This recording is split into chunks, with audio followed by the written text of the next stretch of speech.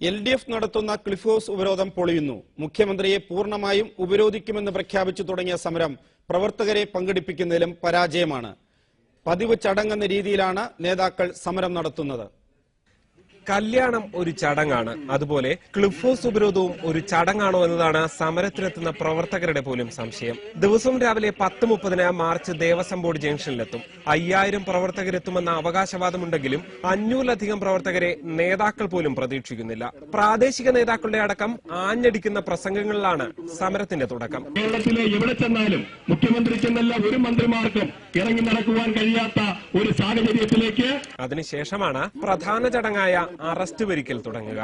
ചിന്നിച്ചിതറി നിൽക്കുന്ന പ്രവർത്തകരെ ഇതിനായി നേതാക്കൾ മൈക്കിലൂടെ ക്ഷണിച്ചു വരുത്തും. MLA-യുടെ അറസ്റ്റാണത്രേ ആദ്യം നടക്കേണ്ടത്.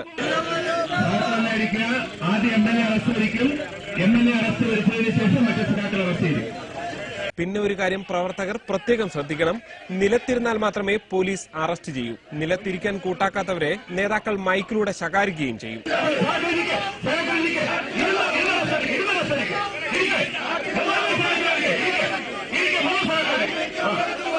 അറസ്റ്റ് തുടങ്ങിയാൽ പിന്നെ ആകെ ഒരു സൗഹൃദാന്തരീക്ഷമാണ്. പോലീസിനും സമരക്കാർക്കും ഒക്കെ സന്തോഷത്തിന്റെ നിമിഷം. ചിലർക്ക് ചിരി അടക്കാൻ പോലും കഴിയില്ല. ഒടുവിൽ തയ്യാറായി നിൽക്കുന്ന വാഹനങ്ങളിലേക്ക് ഇന്നത്തെ പണി തീർന്നല്ലോ എന്ന ആശ്വാസത്തോടെ മടക്കം.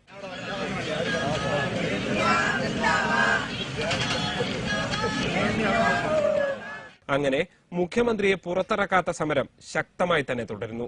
G Sreejith, reporter, Thiruvananthapuram.